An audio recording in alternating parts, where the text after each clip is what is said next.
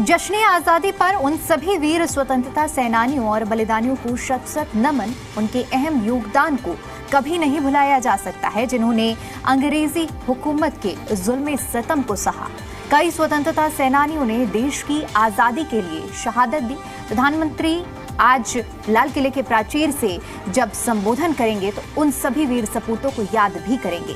महात्मा गांधी समेत सभी दिल्ली के वीर योद्धाओं के बलिदान का ही नतीजा है कि हम सभी आज जश्न आजादी मना रहे हैं और गर्व से अपने तिरंगे झंडे को लहरा रहे हैं। देखिए, दिल्ली से उन स्वतंत्रता सेनानियों पर आधारित ये हमारी खास रिपोर्ट।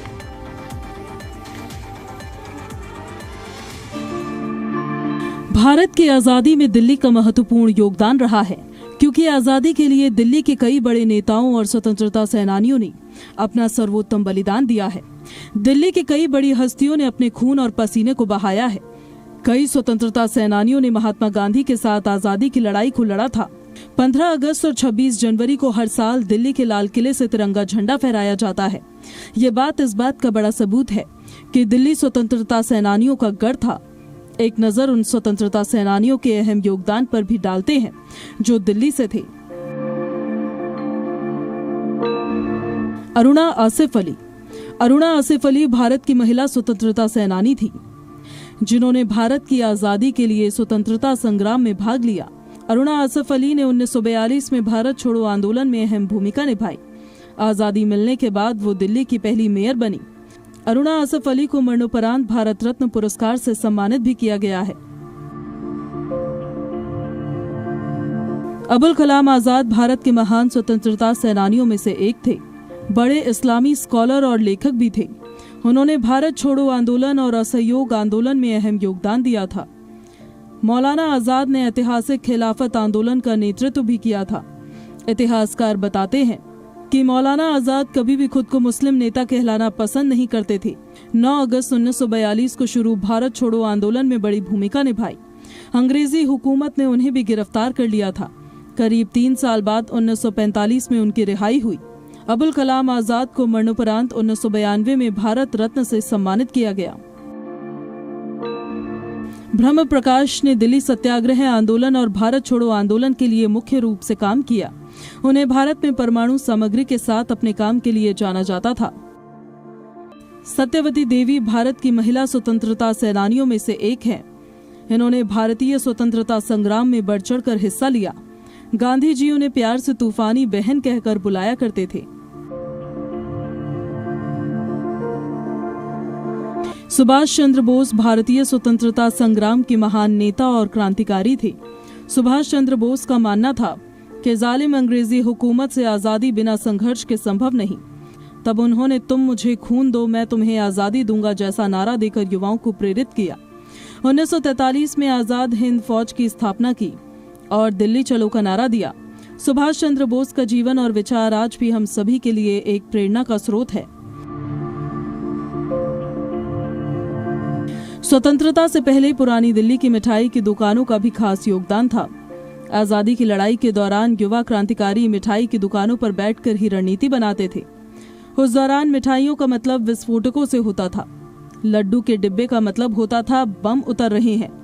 बंगाल के रसगुल्ले के डिब्बे का मतलब होता था विस्फोटकों की एक बड़ी खेप। बर्फी का मतलब कारतूस और गोला बारूद रास्ते में है। इतिहासकारों के मुताबिक स्वतंत्रता सेनानियों के मिलने और संदेशों को देने का काम मिठाइयों की दुकानों से ही होता था।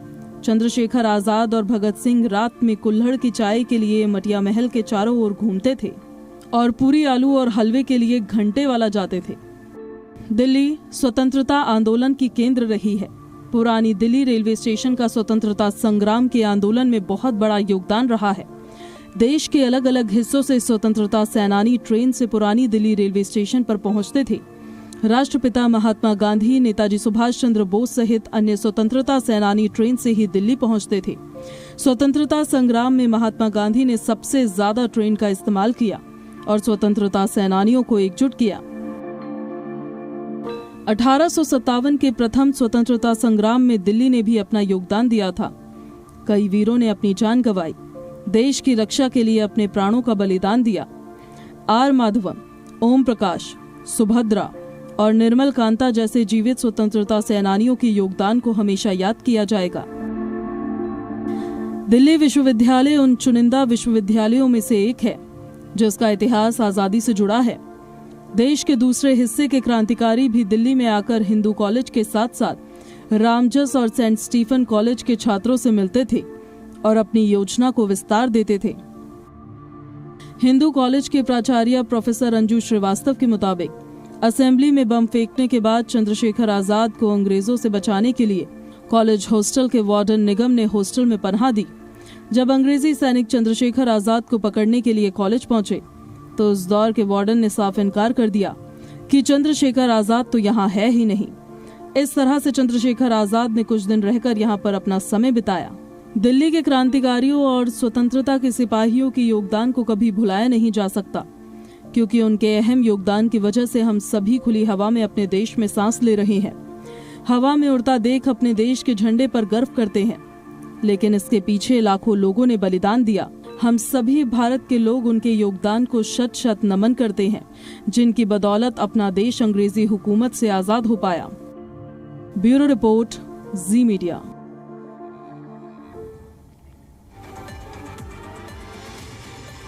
आज देश अपना 69वां स्वतंत्रता दिवस मना रहा है, तो वहीं प्रधानमंत्री नरेंद्र मोदी परंपरा के अनुसार लाल किले के प्राचीर पर तिरंगा फहराएंगे और लगातार 12वीं बार राष्ट्र को संबोधित करेंगे।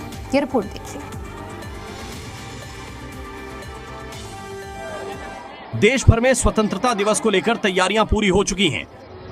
चारों तरफ स्वतंत्रता दिवस की रौनक दिख रही है। जम्मू कश्मीर से लगाकर तमिलनाडु तक प्रमुख स्मारक तिरंगे की रोशनी के साथ आजादी के इस पर्व पर देशवासियों की खुशी और उनके गर्व को बयां कर रहे हैं। थोड़ी देर में प्रधानमंत्री मोदी लगातार 12वीं बार लाल किले की प्राचीर पर झंडा फहराएंगे और राष्ट्र को संबोधित करेंगे। पीएम मोदी के भाषण में राष्ट्रीय सुरक्षा, आर्थिक वृद्धि और उनकी सरकार के कल्याण मॉडल पर जोर रहने की उम्मीद है। स्वतंत्रता दिवस समारोह को लेकर दिल्ली में सुरक्षा के इंतजामों को मजबूत किया गया है। गाजीपुर बॉर्डर समेत प्रमुख बॉर्डर और एंट्री पॉइंट्स पर पुलिस और अर्धसैनिक बलों की तैनाती बढ़ा दी गई है। ड्रोन से निगरानी, बैरिकेडिंग और वाहनों की सघन चेकिंग भी की जा रही है। खुफिया एजेंसियों के इनपुट के बाद संवेदनशील इलाकों में चौकसी और भी ज्यादा बढ़ा दी गई है। पुलिस अधिकारियों ने कहा है कि स्वतंत्रता दिवस के मुख्य कार्यक्रम के दौरान किसी भी अप्रिय घटना को रोकने के लिए सभी सुरक्षा उपाय किए गए हैं। जनता से भी सतर्क रहने की अपील की गई है।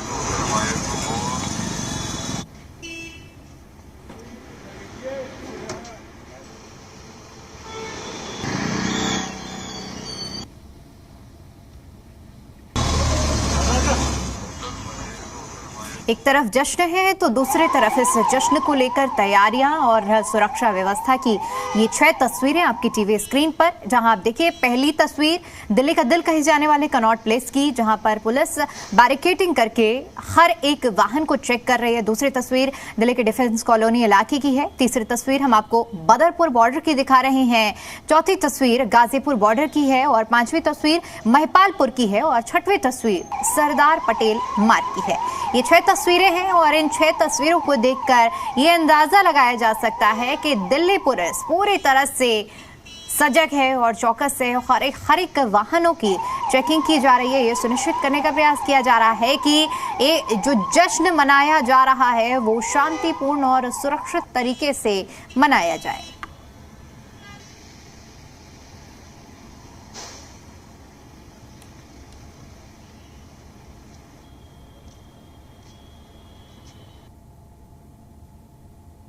स्वतंत्रता दिवस को देखते हुए पूरे देश में सुरक्षा के कड़े बंदोबस्त किए गए हैं। दिल्ली में करीब 10,000 जवान तैनात किए गए हैं। इसके साथ ही साथ ड्रोन कैमरे और सीसीटीवी से भी निगरानी की जा रही है।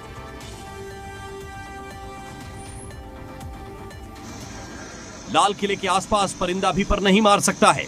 ड्रोन, स्नाइपर्स और एयर डिफेंस गन लाल किले के आसपास लगाया गया है। राजधानी दिल्ली के कई इलाकों में सीमाएं सील कर दी गई हैं। हर जगह पर गाड़ियों को रोककर तलाशी ली जा रही है। सीमापुरी इलाके में उत्तर प्रदेश और दिल्ली की सीमा पर आने जाने वाले वाहनों को पुलिस जांच के बाद ही आगे जाने दे रही है। जम्मू कश्मीर से लेकर मुंबई तक सुरक्षा के चाक चौबंद इंतजाम हैं। यहाँ चप्पे चप्पे की निगरानी की जा रही है। सुरक्षा ऐसी है कि परिंदा भी पर ना मार सके। वाराणसी में भी सुरक्षा बढ़ा दी गई है।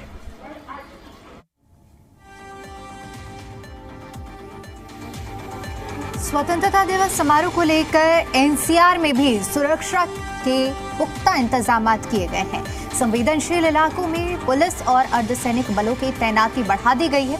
महिपालपुर से आई तस्वीरों में पुलिसकर्मी गश्त करते हुए और गाड़ियों की तलाशी लेते हुए नजर आ रहे हैं। सुरक्षा बलों को सतर्क रहने के निर्देश दिए गए हैं।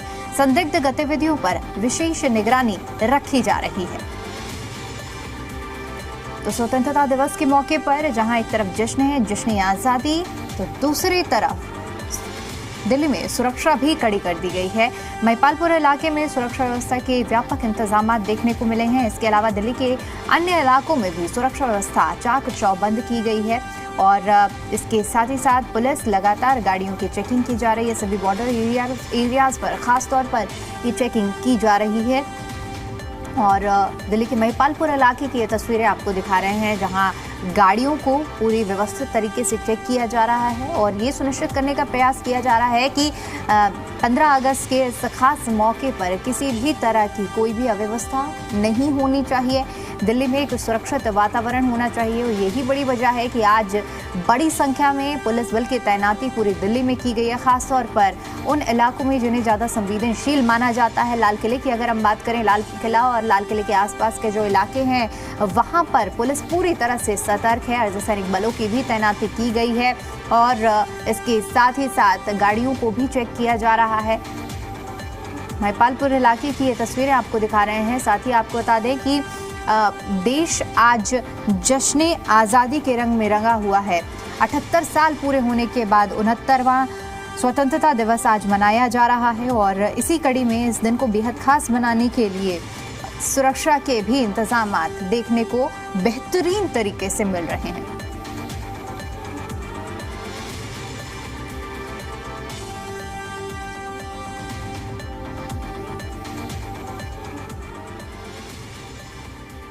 और चलिए अब आपको आजादी के पर्व और जश्न के रंग की तस्वीरें दिखाते हैं। ये 10 तस्वीरें हैं, देखिए अलग अलग जगहों से। पहली तस्वीर आपको देश की राजधानी दिल्ली से दिखा रहे हैं। इंडिया गेट वैसे भी जगमग रहता है, लेकिन 15 अगस्त के इस खास मौके पर कुछ अलग ही रंग यहाँ देखने को मिल रहा है। दूसरी तस्वीर आपको महाराष्ट्र विधानसभा की दिखा रहे हैं। तीसरी तस्वीर ये मुंबई की तस्वीर है और चौथी तस्वीर भी हम आपको मुंबई एयरपोर्ट की दिखा रहे हैं। पांचवी तस्वीर बॉम्बे स्टॉक एक्सचेंज की है और छठवीं तस्वीर हम आपको जम्मू कश्मीर से दिखा रहे हैं। लाल चौक की ये तस्वीर है। सातवीं तस्वीर अटारी बॉर्डर पंजाब की है। आठवीं तस्वीर हम आपको बिहार विधानसभा की दिखा रहे हैं। नौवीं तस्वीर कलकत्ता हाईकोर्ट की है और 10वीं तस्वीर देखिए बेहद खास तस्वीरें हैं ये और अपने आप में आप देख सकते हैं कि पूरा देश किस तरह से आज़ादी के रंग में रंगा हुआ है। और तिरुचिरापल्ली की ये 10वीं तस्वीर आपको दिखा रहे हैं। एयरपोर्ट किस तरह से आज़ादी के रंग में रंगा हुआ है, सजा हुआ है।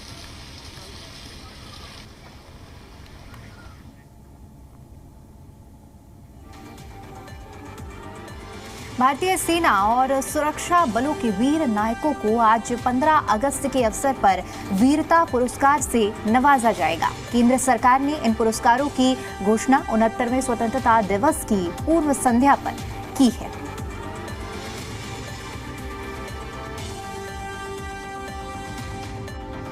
राष्ट्रपति श्रीमती द्रौपदी मुर्मू ने भारतीय सशस्त्र बलों और केंद्रीय सशस्त्र पुलिस बलों के बहादुर जवानों को अलग अलग पुरस्कारों से नवाजा है।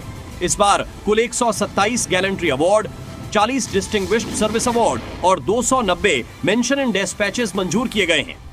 ऑपरेशन सिंदूर में साहस और अदम्य शौर्य का परिचय देने वाले भारतीय वायुसेना के कुल 36 वायु सैनिकों को वीरता पुरस्कार से सम्मानित किया जाएगा। साथ ही 9 जवानों को वीर चक्र पुरस्कार से नवाजा जाएगा। इसी क्रम में विंग कमांडर अभिमन्यु सिंह को शौर्य चक्र से सम्मानित किया जाएगा। इनके साथ ही बीएसएफ के 16 जवानों को गैलेंट्री मेडल से सम्मानित किया जाएगा। ये सम्मान उन सैनिकों और अधिकारियों को दिए गए हैं जिन्होंने साहस, वीरता और निष्ठा के साथ देश की सेवा की है।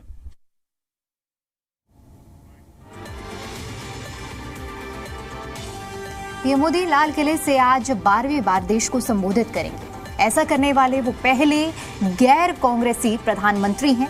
इससे पहले गैर कांग्रेसी प्रधानमंत्रियों में ये रिकॉर्ड अटल बिहारी वाजपेयी के नाम था, जिन्होंने 6 बार लाल किले पर तिरंगा फहराया। 2014 से प्रधानमंत्री बनने के बाद पीएम मोदी लगातार लाल किले की प्राचीर से देश को संबोधित करते हुए आ रहे हैं। और ये तस्वीरें हम आपको दिखा रहे हैं कि कैसे 2014 से लेकर 2024 तक का पीएम का संबोधन रहा है और आज 12वीं बार प्रधानमंत्री नरेंद्र मोदी का संबोधन होने वाला है। बेहद खास और अहम इन सभी संबोधन में रहा है कि जितने बार 11 साल की ये जो तस्वीरें आपकी टीवी स्क्रीन पर हैं, हर बार प्रधानमंत्री नरेंद्र मोदी की पगड़ी कुछ न कुछ अलग होती है और अलग संदेश देती है। नारंगी रंग की पगड़ी से शुरुआत हुई थी, बांधनी पैटर्न में ये पगड़ी थी 2014 की अगर हम बात करें। और ये हम देख रहे हैं, अलग अलग तस्वीरों में भी आपको दिखा रहे हैं कि किस तरह से साल बदलते गए और पीएम मोदी ने एक पगड़ी के जरिए भी संदेश देने का प्रयास किया है। और हर बार जो हम 2024 की बात करें तो लहरिया पगड़ी उन्होंने पहनी थी। इस बार देखना होगा कि संबोधन उनका कितने मिनट का होता है, क्योंकि आखिरी बार जो संबोधन हुआ था तो 98 मिनट का हुआ। और इस बार क्या कुछ खास बातें देश के सामने रखी जाती हैं, क्या विजन, क्योंकि 15 अगस्त का संबोधन जब प्रधानमंत्री करते हैं तो लाल किले की प्राचीर से अब तक की जो सरकार की योजनाएं रही हैं, जो रोड मैप रहा है वो रखा जाता है। और इसके अलावा जो विजन है आगे सरकार का, उन सभी चीजों का भी जिक्र किया जाता है।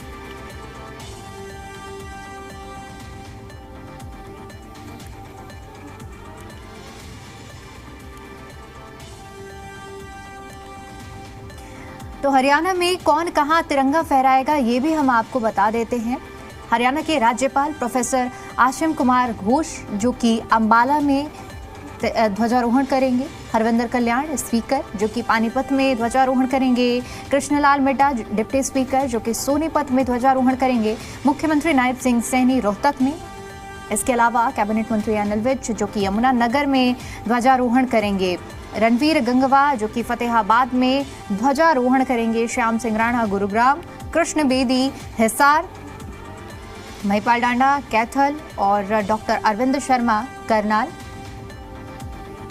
में ध्वजारोहण करेंगे। और इसके साथ ही साथ आपको ये भी बता दें कि कृष्णलाल पंवार जो कि कुरुक्षेत्र में ध्वजारोहण करेंगे, विपुल गोयल नारनौल में ध्वजारोहण करेंगे, आरती राव नूह में ध्वजारोहण करेंगी। इसके साथ ही श्रुति चौधरी पंचकुला में ध्वजारोहण करेंगी, राव नरवीर सिंह जो कि रेवाड़ी में ध्वजारोहण करेंगे, गौरव गौतम फरीदाबाद में ध्वजारोहण करेंगे, राजेश नागर सिरसा में ध्वजारोहण करेंगे।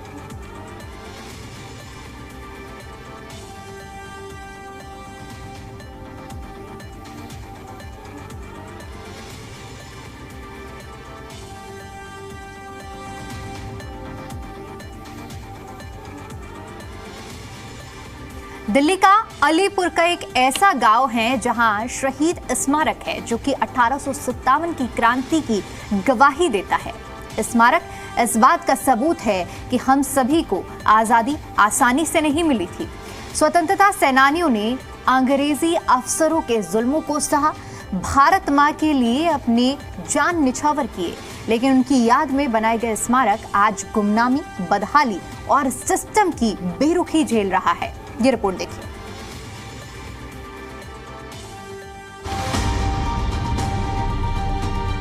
आजादी हमें यूं ही नहीं मिली, इसके लिए हमारे पूर्वजों और देश के नायकों ने बलिदान और अपना खून पसीना बहाया, अंग्रेजी हुकूमत के जुल्मों को बर्दाश्त किया, सालों साल जेल की काल कोठरी में अंग्रेजी अफसरों के सितम को सहा, तब जाकर भारत को आजादी मिली है। दिल्ली के अलीपुर गांव में खड़ा ये स्मारक 1857 की उस चिंगारी का गवाह है जिसने अंग्रेजी हुकूमत की नींव को हिला के रख दिया। इस धरती पर करीब 150 स्वतंत्रता सेनानियों ने अंग्रेजों के जुल्म झेले, देश की आजादी के लिए अपनी जान न्यौछावर कर दी, लेकिन आजादी के 78 साल बाद इनकी शहादत में बना ये स्मारक भी गुमनामी में तब्दील होता जा रहा है। 15 अगस्त 1947 की आजादी के बाद आज तक हम खुली फिजाओं में सांस ले रहे हैं, लेकिन 15 अगस्त से पहले 1857 की जो क्रांति हुई उसमें जिन योद्धाओं ने अपनी कुर्बानी दी और शहीद हो गए, उन क्रांतिकारी उन स्वतंत्रता सेनानियों को लेकर आज भी सरकार गंभीर नहीं दिखाई दे रही है। जरूरत है सरकार ऐसी समस्याओं पर संज्ञान ले और जो क्रांतिकारी के वंशज हैं उनकी मांग पर संज्ञान लेते हुए शहीद संग्रहालय बनाए, ताकि जो आने वाली युवा पीढ़ी है उन्होंने सिर्फ 15 अगस्त 1947 नहीं बल्कि 1857 की जो क्रांति थी, अंग्रेज और को हिंदुस्तानियों ने खदेड़ा था, उसका इतिहास दर्शाया जा सके। 1857 की क्रांति सिर्फ मेरठ, लखनऊ या झांसी तक ही सीमित नहीं थी। दिल्ली देहात के अलीपुर गांव में अंग्रेजों ने देश के कई वीर क्रांतिकारियों को पेड़ों से लटकाया था, खौलते तेल में डाला गया। कई स्वतंत्रता के सेनानियों को जालिम अंग्रेजी हुकूमत ने कोल्हू में पिलवा दिया। लेकिन अफसोस की बात यह है कि आज ये शहीद स्मारक अपनी बेबसी के मुहाने पर है। अंग्रेजों की क्रूरता की दास्तां तो इतिहास के पन्नों में दर्ज है कि वो किस सितम से गुजरे थे। इतिहासकार बताते हैं कि अलीपुर के वीरों ने अंग्रेजों को करनाल से लाहौर तक खदेड़ के रख दिया था, लेकिन जब अंग्रेज लौटे तो इस धरती को भारत माँ के वीर सपूतों के खून से लाल कर दिया। ये 1857 की क्रांति जो 9-10 मई को आरंभ हुई थी, इसके बाद यहाँ पर अंग्रेज दिल्ली छोड़ के भाग गए थे और दिल्ली लगभग 20 दिन तक स्वतंत्र रही थी। शहीद हुए थे। अंग्रेजों ने उन पर जो है बहुत अत्याचार करे। जैसे ही कोई भी आदमी मिलता था उसको कहीं फांसी तोड़ देते थे, कहीं कढ़ाई में गरम तेल के कढ़ाई में डाल देते थे। मेन मकसद उनका यही होता था कि लोगों में दहशत पैदा करना। पूर्व की कांग्रेस सरकार ने यहाँ एक कम्युनिटी सेंटर बनवाया था, लेकिन आज उसकी खिड़कियां गायब है, दरवाजों की चोरी हो चुकी है। क्रांतिकारियों की यादों से जुड़ा ये स्मारक अब असामाजिक तत्वों का अड्डा बन चुका है, लेकिन आज भी सेनानियों की चीखों को महसूस किया जा सकता है, जो अंग्रेजी हुकूमत के क्रूर शासकों ने देश के वीर योद्धाओं पर जुल्म की इंतहा पार कर दी थी। जी मीडिया, दिल्ली।